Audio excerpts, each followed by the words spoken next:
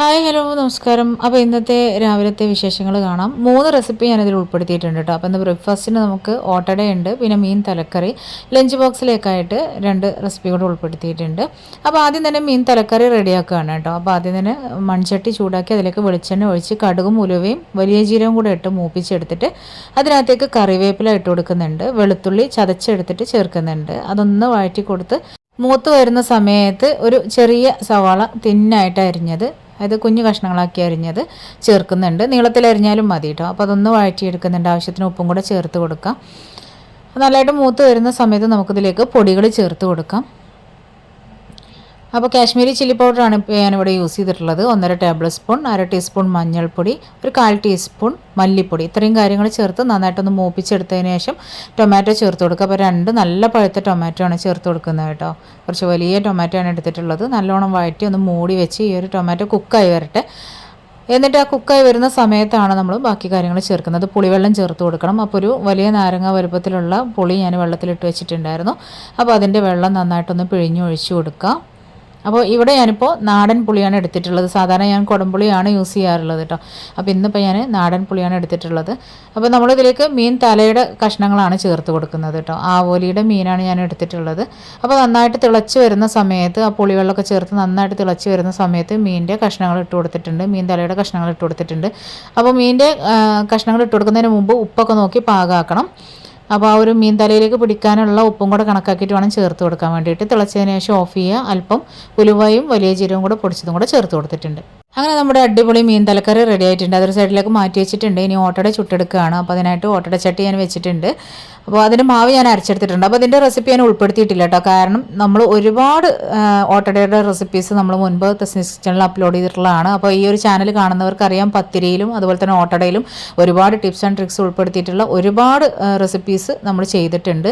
അരിപ്പൊടി വെച്ചിട്ട് മൺചട്ടിയിൽ ചെയ്യുന്നത്, ഗ്യാസ് സ്റ്റവിൽ ചെയ്യുന്നത്, അതുപോലെ തന്നെ വിറകടുപ്പിൽ ചെയ്തെടുക്കുന്നത്, നോൺ സ്റ്റിക്കിൽ ഓട്ടട ചുട്ടെടുക്കുന്നത്, ഇങ്ങനെ ഒരുപാട് ഓട്ടടയുടെ റെസിപ്പീസ് നമ്മൾ മുമ്പ് അപ്ലോഡ് ചെയ്തിട്ടുണ്ട്. അപ്പോൾ അതിൻ്റെ ഡീറ്റെയിൽ ആയിട്ടുള്ള വീഡിയോ കാണാൻ വേണ്ടിയിട്ട് ഞാൻ എല്ലാ ഓട്ടടയുടെ റെസിപ്പിയും കൂടെ ഉൾപ്പെടുത്തിയിട്ടുള്ള പ്ലേലിസ്റ്റിൻ്റെ ലിങ്ക് ഞാൻ ഡിസ്ക്രിപ്ഷൻ ബോക്സിൽ കൊടുക്കാം. കാണാത്തവരുണ്ടെങ്കിൽ കണ്ടു നോക്കാം കേട്ടോ. ഇതിപ്പോൾ ഞാൻ പച്ചരിയും ചോറും തേങ്ങയും കൂടെ അരച്ചെടുത്തിട്ടുള്ള മാവാണ് കേട്ടോ. അപ്പോൾ അത് വെച്ചിട്ട് ഓട്ടട ചുട്ടെടുക്കുന്നുണ്ട്. അടിഭാഗം ഒട്ടും കരിയാതെ നമുക്ക് ഓട്ടട നല്ല പെർഫെക്റ്റ് ആയിട്ട് കിട്ടും കേട്ടോ. ഓട്ടട ഒരു സൈഡിൽ ഞാൻ കുക്ക് ചെയ്തുകൊണ്ടിരിക്കുമ്പോൾ തന്നെ ഇനി ലഞ്ച് ബോക്സിലേക്കുള്ള റെസിപ്പി കൂടെ ആക്കുകയാണ്. അപ്പം എഗ്ഗ് ദോശയാണ് തയ്യാറാക്കുന്നത്. അപ്പോൾ അതിനായിട്ട് കുറച്ചധികം മാവ് ചട്ടിയിലേക്ക് ഒഴിച്ചു കൊടുത്തിട്ടുണ്ട്. ഇനി അതൊന്ന് നന്നായിട്ടൊന്ന് പരത്തി കൊടുത്തതിന് ശേഷം അതിലേക്ക് ഒരു മുട്ട പൊട്ടിച്ചൊഴിക്കുന്നുണ്ട്.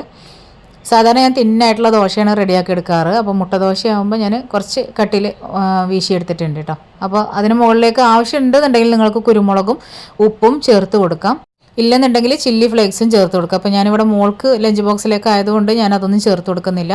ഇതിന് മുകളിലേക്കായിട്ട് വളരെ തിന്നായിട്ട് അരിഞ്ഞിട്ടുള്ള ക്യാരറ്റ്, ഉള്ളി, കറിവേപ്പില, അത്രയും കാര്യങ്ങൾ ചേർത്തൊന്ന് മൂടി വെച്ചിട്ട് കുക്കായി വരുന്ന സമയത്ത് അതിന് മുകളിലേക്ക് ഒരു ചെറിയ പീസ് ബട്ടറും കൂടെ ഇട്ട് കൊടുത്തിട്ട് ഇതൊന്ന് തിരിച്ചിട്ട് എടുത്തിട്ട് ഈ ഒരു എഗ്ഗ് നമുക്ക് കുക്ക് ചെയ്തെടുക്കാം. ഒരുപാട് സമയമൊന്നും വേണ്ട. ആ ഭാഗം ഒന്ന് ആ ഒരു എഗ്ഗ് കുക്ക് ചെയ്യണ ടൈം മതി. അപ്പോൾ അതിന് മുകളിലും കൂടെ ചെറിയൊരു പീസ് ബട്ടർ തേച്ച് കൊടുക്കുന്നുണ്ട് കേട്ടോ. അപ്പോൾ നമ്മളുടെ എഗ്ഗ് ദോശ ഇവിടെ റെഡി ആയിട്ടുണ്ട്. അപ്പോൾ ഇത് ചട്നിയൊക്കെ സ്പ്രെഡ് ചെയ്തതിന് ശേഷമാണ് എഗ്ഗ് പൊട്ടിച്ചൊഴിക്കുന്നതെന്നുണ്ടെങ്കിൽ വേറെ ടേസ്റ്റ് തന്നെയാണ് കേട്ടോ. അപ്പോൾ അങ്ങനെയൊക്കെ വേണമെങ്കിലും ചെയ്യാം. അപ്പോൾ ഞാനിപ്പോൾ ഇത്ര സിമ്പിളായിട്ടാണ് ചെയ്തെടുത്തിട്ടുള്ളത്. ഇനി സാൻഡ്വിച്ചും കൂടെ തയ്യാറാക്കുന്നുണ്ട്. മോൾക്ക് 2 ബ്രേക്കാണ്. അപ്പോൾ ഒരു ബ്രേക്കിനുള്ളത് നമ്മൾ റെഡിയാക്കി. അപ്പോൾ ഇനി രണ്ടാമത്തെ ബ്രേക്കിനുള്ളത് സാൻഡ്വിച്ചും കൂടെ റെഡിയാക്കി എടുക്കുന്നുണ്ട്. അതിനായിട്ട് വീറ്റ് ബ്രെഡ് ബട്ടർ തേച്ചിട്ട് 2 ഭാഗം ഒന്ന് മുരിച്ചെടുക്കുന്നുണ്ട്. പിന്നെ ഞാനിവിടെ എടുത്തിട്ടുള്ളത് ബ്രൊക്കോളി, കുക്കുംബർ, ക്യാരറ്റ്, പിന്നെ അതിലേക്ക് ഷമാമിൻ്റെ ഒരു ചെറിയ പൊട്ടും കൂടെ ചേർത്ത് കൊടുത്തിട്ടുണ്ട്. അതിലേക്ക് സാലഡ് ഡ്രസ്സിങ്ങും കൂടെ ചേർക്കുന്നുണ്ട് കേട്ടോ. അപ്പോൾ അതിലേക്ക് കുരുമുളകും ഒലിവ് ഓയിലും കൂടെ ഞാൻ ഓൾറെഡി ചേർത്ത് കൊടുത്തിട്ടുണ്ട്. ഉപ്പും കൂടെ ചേർത്ത് കൊടുത്തിട്ട് മിക്സാക്കി വെച്ചിട്ടുള്ളതാണ്.